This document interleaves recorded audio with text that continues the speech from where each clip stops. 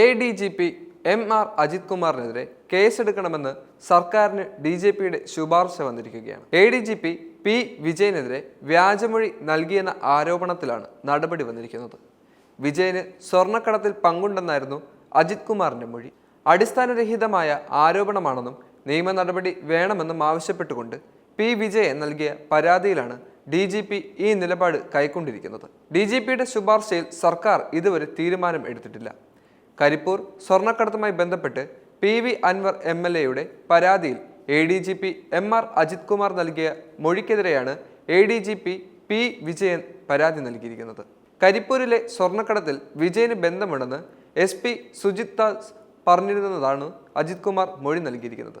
എന്നാൽ ഈ മൊഴി അസത്യമാണെന്നും അതിനാൽ ഇക്കാര്യങ്ങളെക്കുറിച്ച് സമഗ്ര അന്വേഷണം വേണമെന്നും ആവശ്യപ്പെട്ട് വിജയൻ പോലീസ് മേധാവിക്ക് കത്ത് നൽകുകയായിരുന്നു.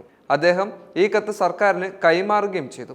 മൊഴി സുജിത് ദാസ് നേരത്തെ നിഷേധിക്കുകയും ചെയ്തു. തനിക്ക് ബന്ധമുള്ള തിരുവനന്തപുരത്തെ വ്യവസായി മുജീബുമായി വിജയനും ബന്ധമുണ്ടെന്ന് അജിത് കുമാർ മൊഴിയിൽ വ്യക്തമാക്കുന്നുണ്ട്. കോവിഡ് കാലത്ത് വിജയൻ നേതൃത്വം നൽകിയ ഭക്ഷ്യവിതരണം പരിപാടിയിൽ മുജീബും ബന്ധപ്പെട്ടിരുന്നു. മാമി തിരോധാനത്തിൽ അന്വേഷണം ആവശ്യപ്പെട്ട ആഷിഖ് എന്ന വ്യക്തിയുമായി മലപ്പുറത്തെ നന്മ എന്ന സംഘടന വഴി വിജയന് ബന്ധമുണ്ടായിരുന്നതായും അജിത് കുമാറിന്റെ മൊഴിയിൽ നിന്നും വ്യക്തമായിട്ടുണ്ട്. തന്നെ കുറ്റവാളിയാക്കാനുള്ള ശ്രമമാണ് അജിത് കുമാർ നൽകിയ മൊഴിയെന്നും കാട്ടിക്കൊണ്ടാണ് ഇപ്പോൾ വിജയൻ പരാതി നൽകിയിരിക്കുന്നത്. അജിത് കുമാറിന്റെ കേസുകളിൽ ഇപ്പോൾ വളരെയധികം പ്രാധാന്യം നിൽക്കുകയാണ്.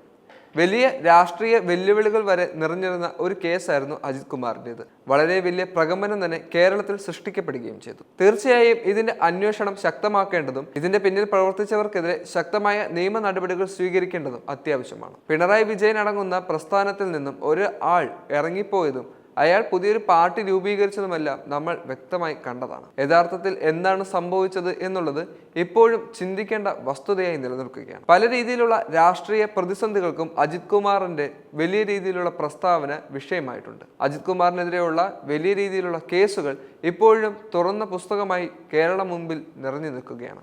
ഇതിനെതിരെ ശക്തമായ നിയമ നടപടി സ്വീകരിക്കേണ്ടത് അത്യാവശ്യമാണെന്നുള്ളതും വ്യക്തമായിക്കൊണ്ടിരിക്കുകയാണ്.